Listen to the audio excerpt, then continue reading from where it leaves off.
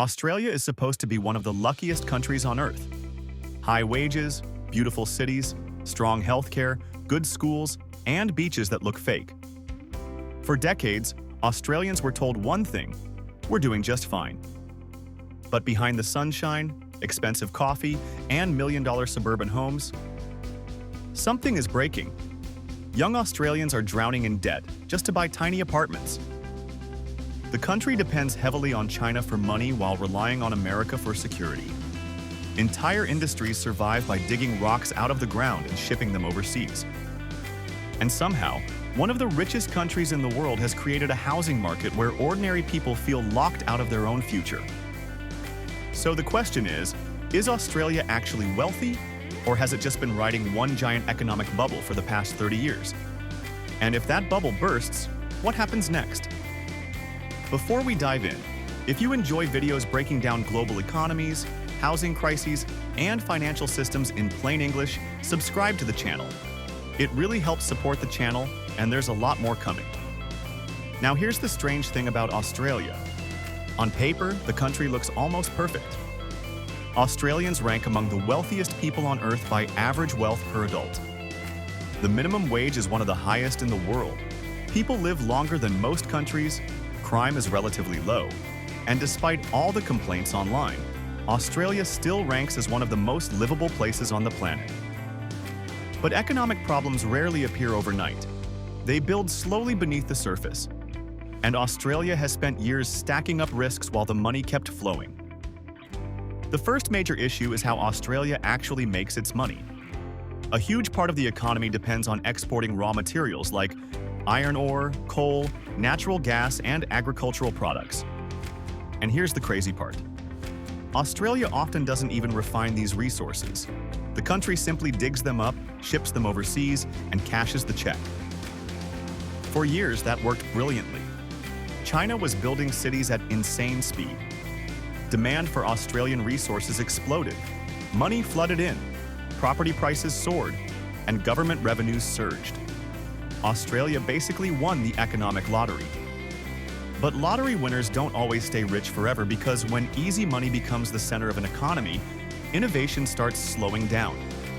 Why build advanced industries when digging rocks out of the ground makes billions? And that's where Australia became dangerously dependent on China. Today, China buys massive amounts of Australian exports, meaning if China slows down, Australia feels it almost immediately. Now add another complication. Australia is also one of America's closest military allies. So economically, Australia relies heavily on China, while strategically relying on the United States. That's an uncomfortable position in a world where tensions between those two superpowers keep rising. And the timing couldn't be worse because Australia already has massive internal problems brewing at home. The biggest one? Housing. Australian real estate has become one of the most expensive housing markets on Earth. In cities like Sydney and Melbourne, ordinary homes cost amounts disconnected from reality. People with solid careers and decent salaries still struggle to buy basic homes. And yet somehow, prices kept rising. So what caused this? It wasn't just one thing, it was multiple economic forces crashing together at once. First, Australia became one of the most desirable places to live in the world. The country accepted large amounts of immigration for years, bringing in people with strong incomes, valuable skills, and significant wealth. That increased housing demand enormously. And unlike countries with dozens of major cities, Australia has relatively few urban centers where most people actually want to live. There's plenty of land, but not much housing where the jobs, universities, and opportunities are concentrated. That creates pressure fast. Then things became even more distorted because of tax policy. Australia heavily rewards property investment. For many high-income Australians, buying investment properties became one of the most attractive financial decisions possible. The system practically encouraged people to borrow huge amounts of money to buy houses. And Australians did exactly that. Today, Australian households carry some of the highest debt levels in the world. Think about how strange that is. The government itself doesn't have terrifying debt compared to many developed nations. But ordinary Australians? many are carrying enormous mortgages just to survive in the housing market. And once property prices start rising, psychology takes over. People become terrified of missing out. Parents panic that their children will never own homes. Young couples rush into giant loans because waiting feels even riskier. Investors buy more properties because prices keep climbing. And governments become scared to do anything that might cause prices to fall. Because here's the uncomfortable truth. Australia's economy became deeply addicted to rising home prices. Homeowners liked it because their wealth exploded. Banks liked it because mortgage lending boomed. State governments liked it because they collected huge taxes every time homes were sold. Politicians liked it because crashing house prices would be politically catastrophic. So instead of making housing cheaper, many policies simply helped buyers borrow more money through grants, incentives, and tax breaks, which often pushed prices even higher. It's like trying to solve expensive airline tickets by giving everyone extra money to buy airline tickets. Prices just rise. And while demand exploded, supply struggled badly. Zoning restrictions limited higher density housing. Construction costs surged. Tradespeople became expensive, partly because mining companies offered massive salaries for skilled labor. So bizarrely, people building homes were indirectly competing against billion-dollar mining firms for workers.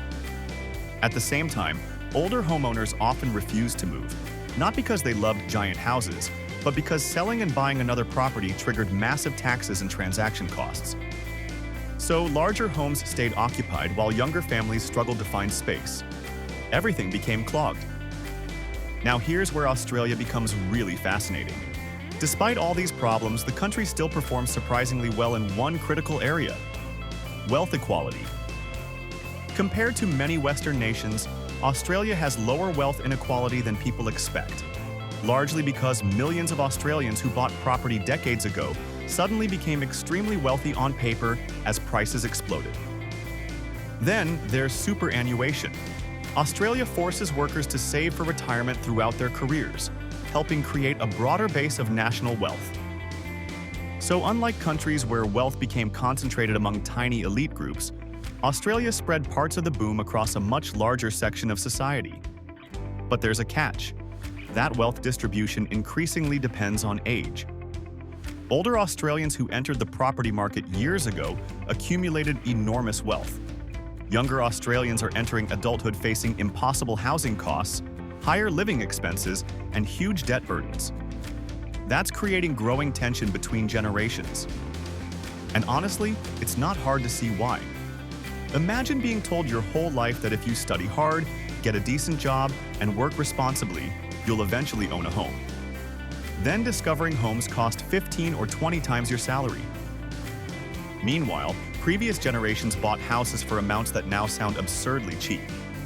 That frustration is growing across the country. And yet politicians remain trapped, because fixing the housing market would likely require prices to stop rising, or even fall.